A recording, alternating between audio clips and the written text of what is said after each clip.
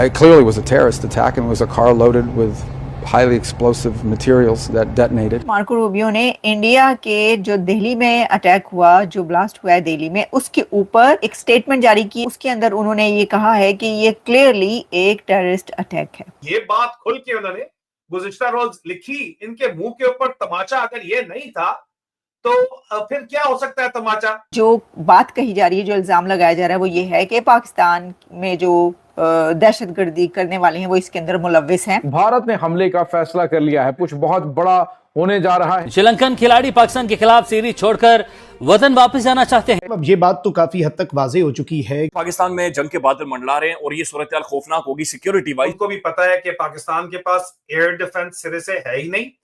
हम अपने वो मिसाइलों से इनको पूरे पाकिस्तान के अंदर कहीं भी मार सकते हैं। जो मई 2025 का ऑपरेशन सिंदूर था, उससे कुछ बड़ा ही इंडिया ने प्लान कर रखा है। आजाद कश्मीर पर हमले के लिए बड़ी तादाद में जंगी जहाज बेंगलुरु एयरपोर्ट पर पार्क कर दिए गए हैं। तकरीबन 1.5 माह हो गया मैं ये कह रहा हूँ कि भारत नवंबर में कोई ना कोई एडवेंचरिज्म जो है वो करेगा पाकिस्तान के हवाले से। इंडिया की तैयारियां, इंडिया का military buildup, Indian air force, Indian army and specifically Indian navy. इसका मतलब ये है कि इन जंगी जहाज़ों को वहां पर खड़ा ही इसलिए किया गया है कि जैसे ही ताली बजेगी जनाब, गो हेड मिलेगा, ये जंगी तैयारे जो हैं वो हरकत में आ जाएंगे। हेलो फ्रेंड्स, जय हिंद। हिंदुस्तान स्पेशल न्यूज़ में आपका स्वागत। दोस्तों, लाल किला बम ब्लास्ट को लेकर अमेरिका ने भारत का पूर्ण रूप से साथ दिया है। सोमवार रात लाल किले के पास हुए कार ब्लास्ट में 12 लोगों की जान चली गई थी और कई अन्य लोग घायल हो गए थे। G7 देश की बैठक के दौरान विदेश मंत्री एस जयशंकर ने अमेरिकी विदेश मंत्री मार्को रूबियो से मुलाकात की। इस मुलाकात के बाद मार्को रूबियो ने अपने बयान में कहा कि यह विस्फोट निश्चित रूप से एक वेल प्लान्ड आतंकी हमला था और भारतीय एजेंसियों ने एक बड़ा आतंकी हमला होने से रोक लिया। साथ ही मार्को रूबियो ने भारत को जांच में मदद की पेशकश की, लेकिन भारत ने मदद लेने से इनकार कर दिया। दोस्तों, भारतीय एजेंसी इस तरह की जांच में पूरी तरह से पारंगत है और किसी भी तरह की बाहरी सहायता की जरूरत नहीं है। दोस्तों, दिल्ली ब्लास्ट में एक और बड़ा खुलासा हुआ है। I-20 और इको स्पोर्ट कार के बाद यह पता चला है कि आतंकियों द्वारा 32 अन्य पुराने वाहनों को तैयार करने की तैयारी चल रही थी, जिनमें विस्फोटक लगाए जा सके, जिससे पता चलता है कि आतंकी बड़े पैमाने पर देश में तबाही मचाने की फिराक में थे। तो चलिए इसी टॉपिक पर वीडियो देखते हैं। अगर चैनल पर नए हैं तो प्लीज चैनल सब्सक्राइब कर लें और वीडियो को लाइक करके कमेंट सेक्शन में अपनी राय जरूर लिखें। स्टेट मार्को रूबियो ने इंडिया के जो दिल्ली में अटैक हुआ, जो ब्लास्ट हुआ है दिल्ली में, उसके ऊपर एक स्टेटमेंट जारी की है या बातचीत की है और उसके अंदर उन्होंने ये कहा है कि ये क्लियरली एक टेररिस्ट अटैक है। उसकी क्या डिटेल्स हैं, साथ में उन्होंने हेल्प भी ऑफर की है इंडिया को। लेकिन इसी के साथ एक और खबर जो है वो ये है कि जो अफगान तालिबान हैं, उन्होंने पाकिस्तान से जो ट्रेड है और इम्पोर्ट है उसको बैन कर दिया है फॉर द 3 मंथ्स। और फिर इसी के साथ जो है कुछ और खबरें भी हम आपके सामने रखेंगे। लेकिन सबसे पहले हम बात की लेते हैं इसके ऊपर कि जो दिल्ली में अटैक हुआ, जो दिल्ली पर हमला हुआ, अभी तक उसकी जितनी भी डेवलपमेंट्स हैं, जितनी भी डिटेल्स हैं, वो सब आपके सामने आ चुकी हैं और आ रही हैं। अच्छा, जब ये हुआ उसके कुछ देर के बाद भारत की तरफ से कहा जाने लग पड़ा कि हम इसको ये टेरर प्रोब भी किया जाएगा, यानी ये कि दहशतगर्दी इसके अंदर है या नहीं है, मुलव्विस हैं दहशतगर्द या नहीं, इसको भी देखा जाएगा। तो अब तक, उसके बाद से लेकर अब तक पिछले 24 घंटे जब आप उठाकर देख लें तो इसमें भारत की तरफ से एक कंप्लीटली और कैटेगोरिकली ये कहा गया है कि ये दहशतगर्दी का हमला था और इसके अंदर बहुत पढ़े लिखे डॉक्टर्स मुलव्विस थे, कश्मीर से ताल्लुक़ रखने वाले डॉक्टर, जिसमें उमर और वो सब नाम भी आ चुके हैं। और पुलवामा से उनका कुछ लोगों का जो है वो बताया जा रहा है ताल्लुक़, और उनकी तस्वीरें जो हैं वो भी शायद, सिर्फ तस्वीरें नहीं बल्कि अब तो फुटेजेस भी चल रही हैं।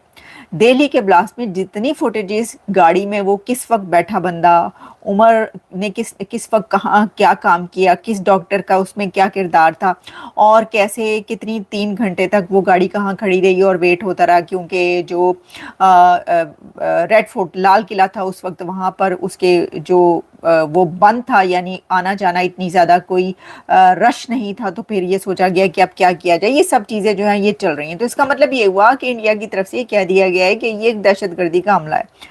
अब क्योंकि डॉक्टर जयशंकर भी G7 में शामिल हो रहे हैं। इंडिया के एक्सटर्नल अफेयर्स मिनिस्टर और अमेरिका के सेक्रेटरी स्टेट मार्को रूबियो भी वहाँ पर है।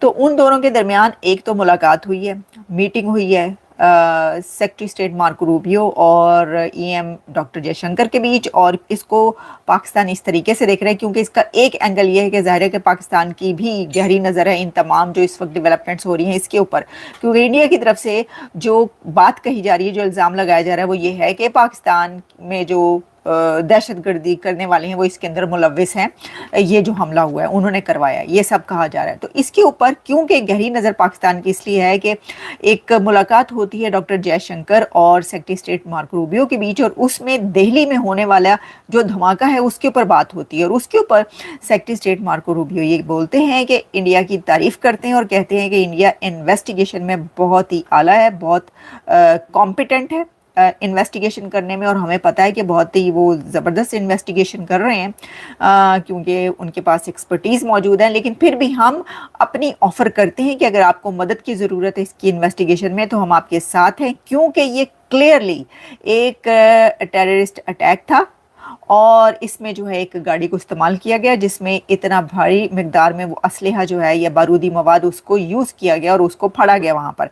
ये सब बातें उन्होंने की। तो क्योंकि इसके अंदर जो है वो जाहिर है कि पाकिस्तान के एंगल से ये देखा जा रहा है। देखें ना, एक तो ये बात कही जाती है जैसे कि अब आप जानते हैं, तो फिर ये लोग देखें ना सोशल मीडिया पे लोग ही बात करते हैं ना, तो उसमें ये कह रहे हैं कि जी ये क्या हो गया, ये तो उन्होंने साफ साफ जो है एक तरीके से भारत की हिमायत कर दी, इंडिया को सपोर्ट कर दिया कि जी ये जो है ये दहशतगर्दी का हमला है, और साथ में ये भी कह दिया कि हमारी तरफ से आपको कोई हेल्प चाहिए तो हम तैयार हैं। उनको भी पता है कि पाकिस्तान के पास एयर डिफेंस सिरे से है ही नहीं, हम अपने वो मिसाइलों से इनको पूरे पाकिस्तान के अंदर कहीं भी मार सकते हैं। जहाजों पे PL-15 इनके लगे हुए हैं, तो जहाजों में आपने स्टैंड ऑफ डिस्टेंस के ऊपर ही रहना है। आपने काम ही इस दफा वो करना है जो कि वो तय कर चुके हैं। अगर आपके पास एयर डिफेंस होता तो फिर मैं आपको बता चुका हूं कि आपके जासूसी नेटवर्क रूस में क्यों पकड़ा गया है, क्योंकि वो जदीद एयर डिफेंस का निजाम स्मगल करना चाहता है, जो कि चाइना ने आपको जाहिर बात है देने से इनकार कर दिया है, बेचने से इनकार कर दिया है। तो रशिया में जंग चल रही है तो आप उसको स्मगल करना चाहते हैं, उसको ब्लैक मार्केट से उठाना चाहते हैं। आपने उसको भी लगता है कि क्लाशनकोफ या AK-47 समझा हुआ है कि उसको आप उठा के ले आएंगे, किसी को पता ही नहीं चलेगा। और यहाँ पे प्लान आपके देखो तो बातें करते हैं, मुबैना प्लान कंफर्म नहीं है, मुबैना प्लान कि हम इनकी नेवी जाके तबाह कर देंगे। यार जिस वक्त एक टॉप के ऊपर एक जहनी मरीज को बिठा दिया जाता है तो फिर इसी तरह का काम होता है। ये बात आप देख लीजिए, समझ ये पूरी जो सूरत हाल है इसमें आप देखिए कि पाकिस्तान मुख्तलिफ तरीक़ों से हमलों की जद में है। यानी एक तरफ जहाँ G11 की कचहरी में खुदकुश हमला हुआ तो पाकिस्तान के पार्लियामान में रियासती हमला जारी है। वहाँ पर रियासत अपने ताकत के ज़रिए और पार्लियामान में बैठे बेज़मीर लोटों की मदद से एक ऐसी तहरीक ला रही है और एक ऐसी आईनी तरमीम ला रही है जो कि शायद पाकिस्तान के मुस्तकबिल पर इंतहाई गहरे असरात मुरतब करे।